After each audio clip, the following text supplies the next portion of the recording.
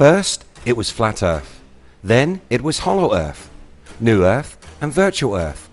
All theories that claim our planet is not what we have been told. But what about our nearest celestial neighbour, the Moon? Often ignored when these alternate ideas are discussed. Surely if the Earth is not what we have been told, the Moon must not be too. In this video, we ask if the Moon is hollow.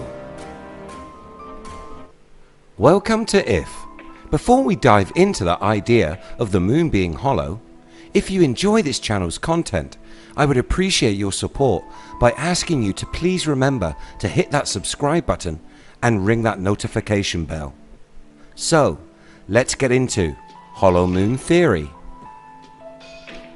The idea that the Moon is not a solid body has been around for quite some time. We can go back to the 1970s when two Russian scientists proposed their theory that the Moon was in fact a large spacecraft crewed by an advanced alien race. These aliens used their advanced technology to build the celestial body as an observatory for monitoring the Earth, or should I say, to keep an eye on humanity. The outward appearance camouflaged to appear to us as a natural formation, while hidden in the interior a community of ETs going about their daily business. One could almost think of them as a space-based security team, the Moon being a gigantic CCTV base surveilling the globe. Two scientists named this theory the Spaceship Moon Theory.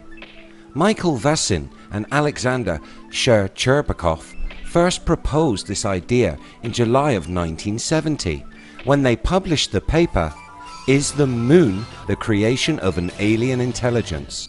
Your mind may be jumping to images of the Death Star or some mechanical monster weapon featured in a sci-fi book or movie, but Vassin and Shcherbakov's thesis was a little more practical in an engineering sense.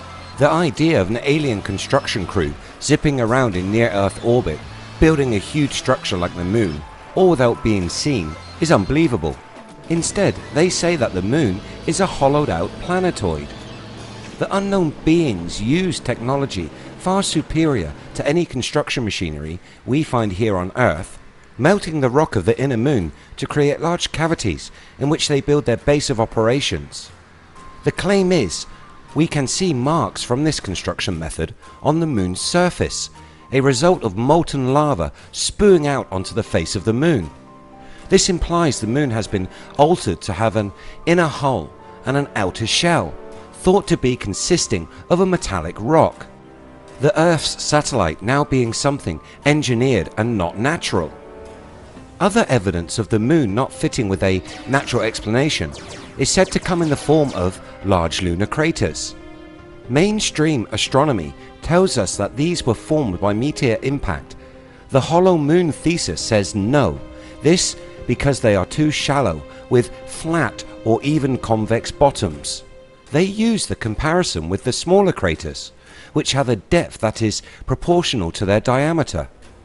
Using the same measure, the large craters should have a far greater depth, but they do not.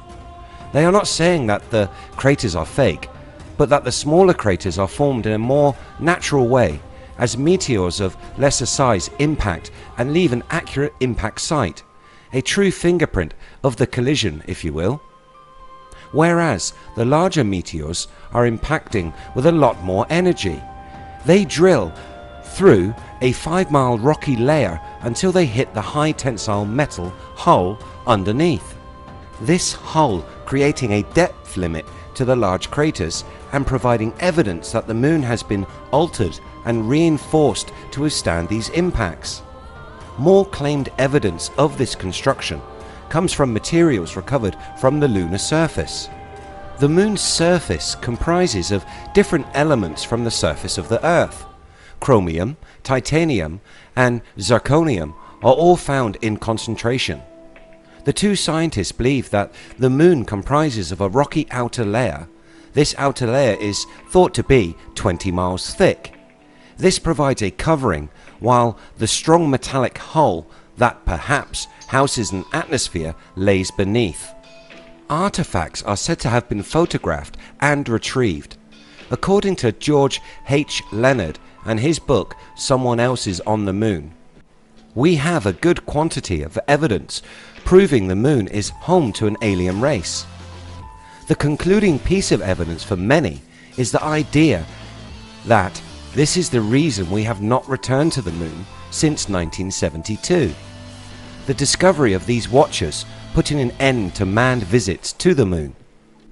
Others have the opposite idea and say we are now working with these aliens, and the moon has become a place where both species, human and alien, are developing technologies and experimenting on one another, an alliance founded in science. Others believe that it has become a military stronghold and a defensive structure, protecting us from threats that may come from beyond our solar system. What do you think? Is the moon hollow?